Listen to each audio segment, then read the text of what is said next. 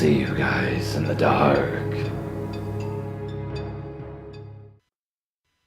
It was Thanksgiving that my aunt, henceforth referred to as Jailbird, just got out of jail for serious criminal offenses involving gun trafficking.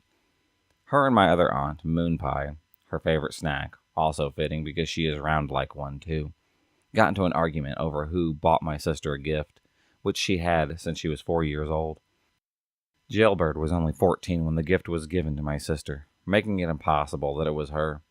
And so after my grandmother said enough is enough, they had moped around for a few hours.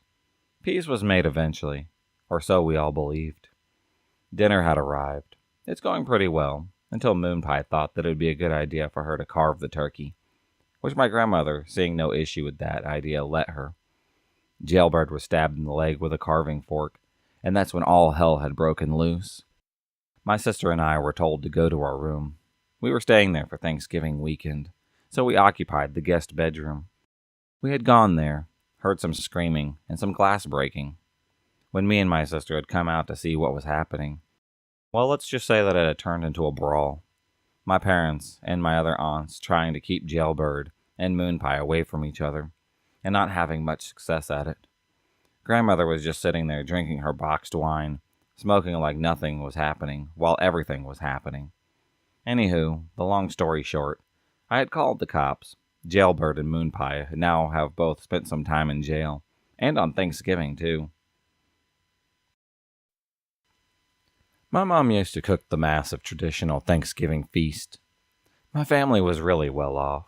We had a huge house, and probably about 20 to 30 friends.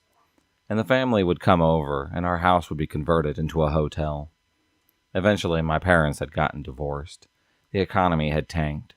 We kept downsizing houses, and pretty soon it was just my mom, brother, and I, in a pretty small house.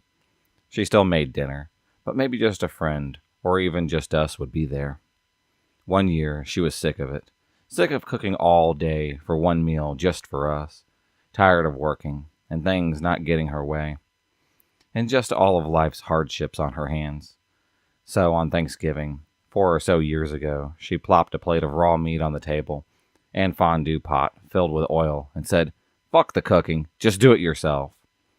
We all sat around and dipped chicken and beef and scallops for me, who is a vegetarian, and had another pot of cheese and small diced bread. We were tired, so we just turned on the TV. There was a South Park marathon. The first episode was starring Gobbles. Anyways, we watched that, and a few others. Had a pretty good time at that. Every year now, we just do the same fondue thing. No big lavish meals, just some meat with a little bit of sauce. We always start the night with the Thanksgiving special with Gobbles, and then watch a bunch of other episodes. It's definitely the best family holiday ever. My mother has cancer. Our Thanksgiving is had in this tiny-ass apartment that she has to rent, because her oncologist decided to treat her in a different city. Cooking is out.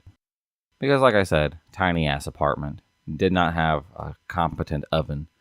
We get the meal to go. It's total shit. The turkey was advertised as a real bird. We got sliced, pressed shit. And everything was ice cold because the cafeteria we ordered from set up their to-go tables right underneath the air vent. Mom couldn't eat.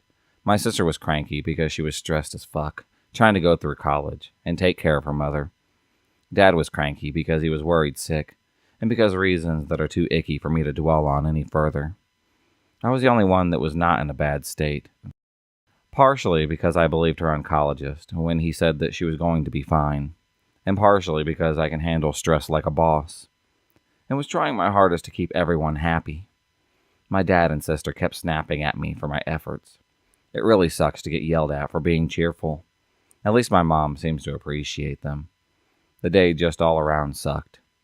To make matters even worse, the girl that I was crushing on hard kept trying to call me all day because she got abandoned at Thanksgiving, but I forgot my phone at my apartment, and I was too preoccupied with trying to do what I could to keep smiles on people's faces to even notice that my phone was gone. She didn't talk to me for a year after that. But this story does have a happy ending, because my mother did make it, so I guess I can't bitch too much. As a paramedic, holidays were not something guaranteed. One year I was working Thanksgiving. We get a request by police to respond to a scene of a domestic situation. It's about 2 p.m. in the afternoon, and most everyone is sitting down to eat their turkey. This family was the same, except there was an argument that started over something pretty silly. I think that it was about who should carve the turkey. Anyways, argument becomes heated. Fists begin to fly between the men.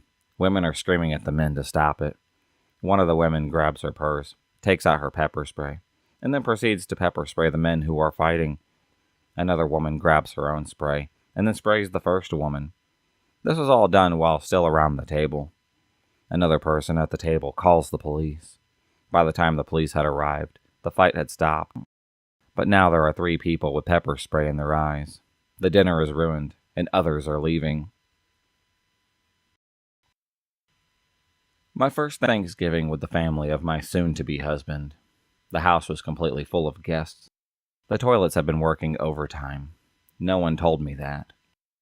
Gorgeous formal dinner with copious toasting and rich, dreamy food. My body was a running machine in those days.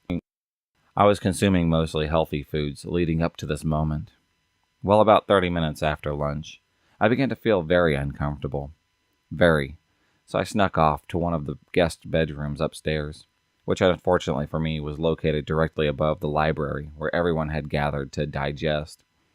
After I began to feel some relief, I started to feel human once again. The toilet had decided that I was the person, and this was the moment to stop admitting new contents altogether. As I flushed, there was a very weird and discernible pop, gurgle, and then a volcano, which began saturating the floor. After what seemed like an eternity, I managed to turn off the water at the source. I was left standing in about 2 inches of lake. As I stood, stunned in horror, there was a frantic knock at the door. It was my mother-in-law warning me not to flush. It was too late. I managed to whisper to her. She scurried off, and I was left sobbing in mortification. In a flash, she brought back a stack of towels, bleach, and a bucket, and I got to work. Finally, after about 30 minutes of hysterical cleaning, crying, and laughing, I managed to sanitize myself and the bathroom. However, to my horror, as I walked down the stairs and looked into the library, I saw a bucket brigade and a frantic swarm of people up on stepladders holding towels up to a soaking, dripping roof. Yep, things were raining on my future family. I ran out of the house and refused to play in the croquet tournament the next day. The marriage didn't last very long. I guess that might have been my hint, but I didn't take it.